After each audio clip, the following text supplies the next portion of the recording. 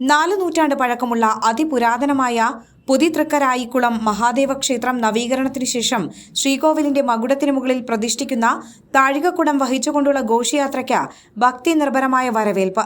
പൂഴിക്കോൽ ഗുരുമന്ദിരത്തിൽ നിന്നും ആരംഭിച്ച ഘോഷയാത്ര കീഴൂർ ഭഗവതി ക്ഷേത്രം, ശാസ്താക്ഷേത്രം, പൊതി മഹാവിഷ്ണു ക്ഷേത്രം, പുണ്ടരീകപുരം ക്ഷേത്രം, അയ്യൻകോവിൽ ക്ഷേത്രം, തിരുപുരം, മാത്താനം, കാർത്യായനി ക്ഷേത്രം തുടങ്ങി ക്ഷേത്രങ്ങളിലും വിവിധ സംഘടനകളുടെയും ഭക്തജനങ്ങളുടെയും നേതൃത്വത്തിൽ ഭക്തിനിർഭരമായ വരവേൽപ്പ് ഏറ്റുവാങ്ങി.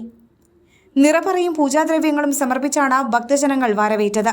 പുനരുദ്ധാരണ സമിതി president P. V. Surendran, convener S. N. Suresh Kumar, Devaswom ഭരണസമിതി അംഗം ജി. എസ്. വേണുഗോപാൽ, ദേവസ്വം പുനരുദ്ധാരണ സമിതി അംഗങ്ങൾ തുടങ്ങിയവർ നേതൃത്വം നൽകി.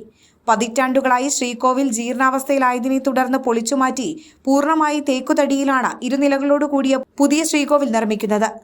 മാർച്ച് 10 ക്ഷേത്രം തന്ത്രി മനയത്താറ്റില്ലത്ത് ചന്ദ്രശേഖരൻ നമ്പൂതിരിയുടെ മുഖ്യ കാർമ്മികത്വത്തിൽ നവീകരണ കലശത്തോടുകൂടിയാണ് ബിംബപ്രതിഷ്ഠാ ചടങ്ങുകൾ നടക്കുന്നത്.